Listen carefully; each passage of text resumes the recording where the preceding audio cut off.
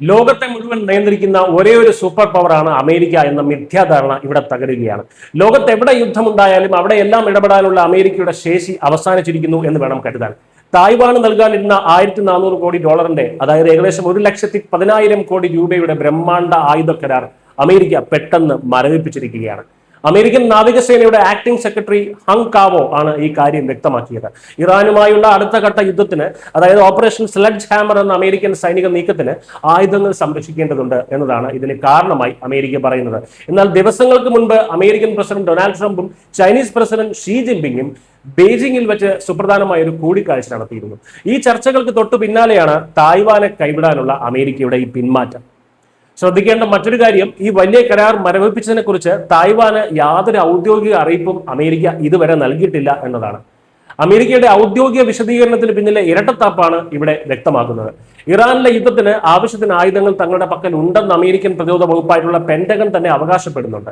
പിന്നെ എന്തിനാണ് ഈ വാദം ഉന്നയിച്ച് തായ്വാന്റെ ആയുധങ്ങൾ തടഞ്ഞു വെക്കുന്നത്?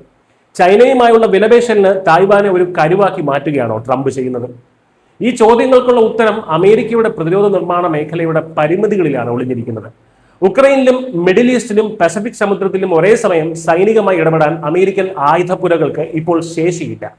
ചൈനയുടെ സമ്മർദ്ദത്തിന് വഴങ്ങി അമേരിക്ക ഒരു വശത്ത് സമാധാനം വാങ്ങുമ്പോൾ മറുവശത്ത് തങ്ങളുടെ ഏറ്റവും അടുത്ത സഖ്യകക്ഷിയാണ് ഒറ്റിക്കൊടുക്കുന്നത്. അമേരിക്കയുടെ ഈ നീക്കം ലോകരാജ്യങ്ങൾക്കിടയിൽ, പ്രത്യേകിച്ചും അമേരിക്കയെ വിശ്വസിച്ച് നിൽക്കുന്ന സഖ്യരാജ്യങ്ങൾക്കിടയിൽ വലിയ ആശങ്കയാണ് ഉണ്ടാക്കുന്നത്. ജപ്പാൻ, ഫിലിപ്പീൻസ് തുടങ്ങിയ രാജ്യങ്ങൾക്ക് ഇതൊരു വലിയ മുന്നറിയിപ്പാണ്.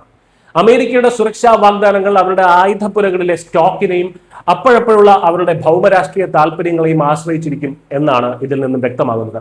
ചൈന ഒരു വെടിയുണ്ട പോലും പൊട്ടിക്കാതെ തന്നെ തായ്വാന്റെ പ്രതിരോധം ദുർബലപ്പെടുത്തുന്നതിൽ ഇവിടെ വിജയിച്ചിരിക്കുകയാണ് എന്ന് തന്നെ പറയാം. ഇത് ഇന്ത്യയെ സംബന്ധിച്ചിടത്തോളം വളരെ വലിയൊരു പാഠമാണ്.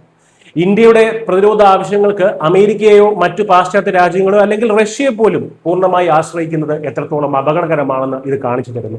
അതിർത്തിയിൽ ഒരു പ്രതിസന്ധി ഉണ്ടാകുമ്പോൾ തങ്ങൾക്ക് മറ്റു രാജ്യങ്ങളിൽ യുദ്ധമുള്ളത് കൊണ്ട് ആയുധങ്ങൾ തരാൻ കഴിയില്ല എന്ന് ഈ വൻ ശക്തികൾ പറഞ്ഞാൽ എന്തായിരിക്കും അവസ്ഥ?